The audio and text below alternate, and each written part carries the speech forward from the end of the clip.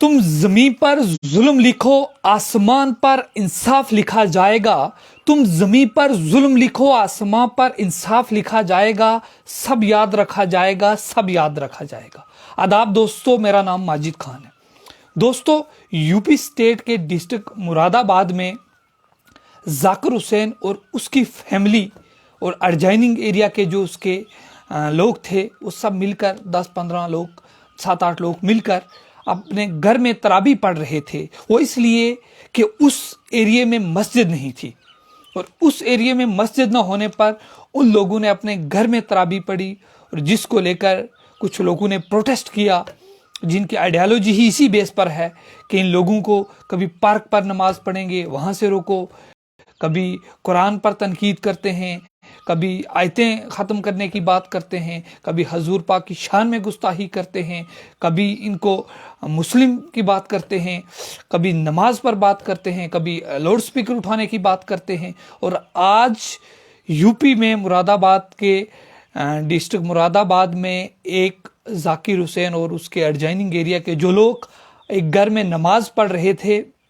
और उन लोगों को यूपी पुलिस ने 5 लाख का नोटिस भेजा हर एक आदमी को कि अगर आप लोगों ने इसके बाद फिर नमाज को वापस जो है पढ़ा घर में, तो आपको 5-5 लाख का जुर्माना देना पड़ेगा।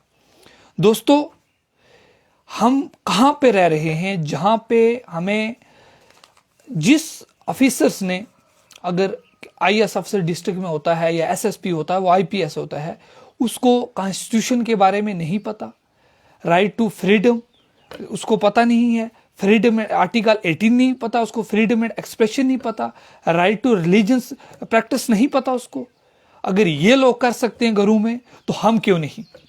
अगर ये लोग अपने पूजा पाठ प्रैक्टिस कर सकते हैं, तो मुसलमान अपने घर में नमाज क्यों नहीं पढ़ सकता? क्या मुसलमान इस देश का नागरिक नहीं है? क्या मुसलमान को यहाँ पे रहना मना है? क्या ये वो मुसलमान हैं? 30 से 35 करोड़ मुसलमान हैं हिंदुस्तान में। क्या आप इस तरीके से इनको ख़त्म करोगे? ये ख़त्म होने वाले नहीं हैं, और ये बहुत ज़्यादा हैं।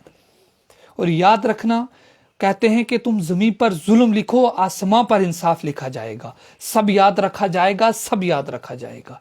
ये याद रखना, सत्ता की काया पलटेगी, और तुम लोग जो कॉन्स्टिट्यूशन का खिलवाड़ कर रहे हो, यही तुम्हें बर्बाद करेगी। क्या योगी सरकार ये भूल चुकी है कि आने वाले दिनों में क्या सारी ज़िंदगी उसके पास ये सत्ता रहेगी? क्या सेंट्रल गवर्नमेंट भूल चुकी है कि उसके पास सत्ता कंटिन्यू रहने वाली है?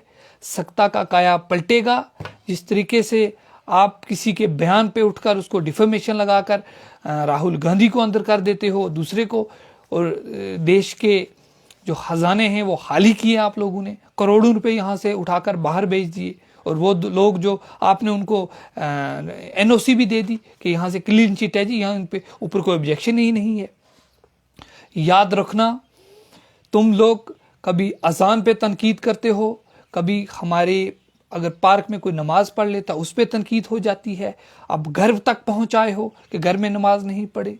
दोस्तों, ये वो समुदाय है, ये वो लोग हैं, कुछ चंद लोग हैं जो ये सिस्टम करके, नोटिस भेजकर, और कुछ लोगों को दिखाना चाहते हैं कि हम इस समुदाय को दबा रहे हैं, इसको हम कुचल रहे हैं, और आप हमें वोट दीजिए, आप हमें वोट दीजिए, हम इसको कुचल रहे हैं। लेकिन इनको ये नहीं पता कि यूपी में इनका काया ही पलटेगा, और ये जिस तरीके से लोगों को अब घर तक पहुंचाए हैं, उनको दबाने की बात करते हैं कि एक आदमी अपने घर में रिलीजन प्रैक्टिस नहीं कर सकता, वो अपने घर में नमाज नहीं पढ़ सकता। क्या आप किसी पूजा पाठ वाले को भेज सकते हो नोटिस के आपको 10 लाख का जुर्माना होगा? कि आप नहीं भेजोगे, क्योंकि आपको पता है वो आपका वोट बैंक है। इनको दबाओ, वहाँ से वोट लो। ये जो पॉलिसी है देश में, जो नफरत की पॉलिसी है, इसको छोड़ें। खुदारा याद रखना, सब चीज़ें पलटेंगी और ये आपके ही गले पड़ेगी। याद रखना, सत्ता की काया भी पलटती है। हमेशा अरूज के बाद जवाल आता है, और आप लोगों का अरूज खत्म हो चुका है, और ये जवाल के दिन खड़े हो चुके हैं। और उम्मीद है कि देश के गृह मंत्री और प्राइम मिनिस्टर इस बात की नोटिस लेंगे कि एक ही जो कम्युनिटी को दबाने की बात है, खुदारा ये मत कीजिए, ये आप पर ही बारी पड़ेगी। याद रखना, आप एक कम्युनिटी को दबाकर दूसरे से वोट लोगे, ऐसे कब तक चलाओगे? 1 दिन चलाओगे, 4 दिन चलाओगे, 10 दिन चलाओगे?